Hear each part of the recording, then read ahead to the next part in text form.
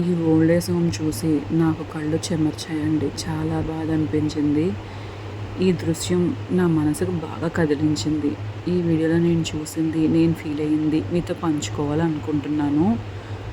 ఇక్కడ చూడండి, ఈ ఓల్డ్ ఏజ్ హోమ్‌లో ఇంకో ప్రత్యేకమైన విషయం కూడా ఉంది. నా దృష్టిని బాగా ఆకర్షించింది. బయట మొత్తం పాత కమోడ్స్ చూడండి, అన్ని బాటిల్స్, డ్రింక్ బాటిల్స్, పాత కమోడ్స్, వాటర్ క్యాన్స్, హెల్మెట్లు, టైర్లు, ఫ్యాన్లు, ప్లాస్టిక్ డబ్బాలు, ఇలా పనికిరానివి అనుకున్న ఎన్నో వస్తువులతోటి అద్భుతమైన గార్డెన్ తయారు చేశారు.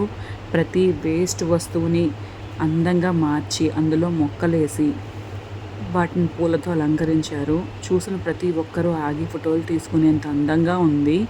దీని ద్వారా నాకు ఒక గొప్ప సందేశం అర్థమైంది. పనికి రాదని అనుకున్న వస్తువుకు కూడా కొత్త జీవితం కలిగితే మనకు జన్మనిచ్చిన తల్లిదండ్రులకు ప్రేమ, గౌరవం, తోడు ఇవ్వడం ఎంత ముఖ్యమో ఒకసారి ఆలోచించండి. ఇదంతా బిల్డింగ్ అంతా ఇలాగ వేస్ట్ ఐటమ్స్ తోటి కొంచెం బాగా డెకరేట్ చేశారు. వ్యూ చాలా బాగుంది. చూడండి, ఇక్కడ చాలా చాలా బర్డ్స్, ప్యారెట్స్, పీజియన్స్, ర్యాబిట్స్, చాలా టాటాయిస్, చాలా చాలా యానిమల్స్ అన్నీ ఉన్నాయి.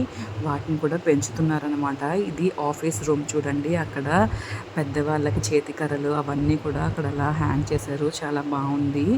ఇదంతా వ్యూ చూసిన తర్వాత మేము అక్కడ పెద్దవాళ్ళందరినీ కూడా కలవడానికి ఒకసారి పైకి రూమ్స్కి కూడా వెళ్ళామండి.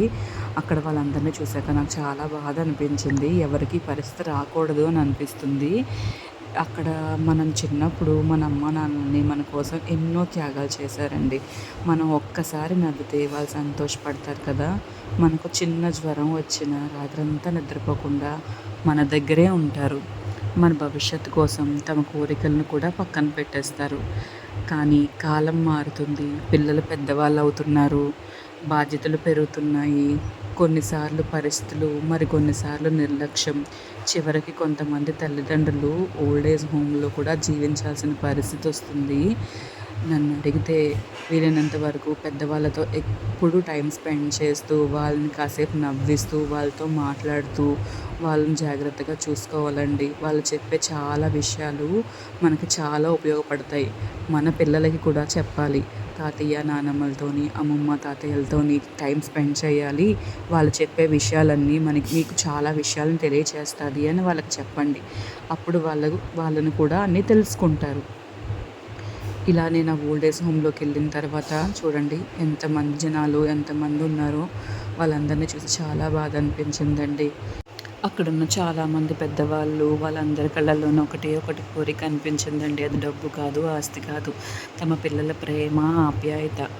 మనం ఎంత బిజీగా ఉన్న రోజులోనూ ఒక్కసారైనా వాళ్ళతో కాల్ చేసి వాళ్ళు ఆనందంగా ఉన్నారా అని కనుక్కొని ఒక చిరునవ్వు, ఒక ఆప్యాయమైన పలకరింపు వాళ్ళకి ప్రపంచం అంతా ఆనందాన్ని ఇస్తుందండి.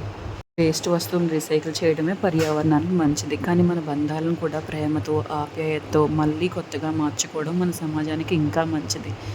ఎవ్వరికీ ఓల్డ్ ఏజ్ హోమ్లో ఉండాల్సిన పరిస్థితి రాకూడదు. ప్రతి పెద్దవారు తమ కుటుంబంతో సంతోషంగా జీవించాలి. అదే నా మనస్ఫూర్తి కోరిక.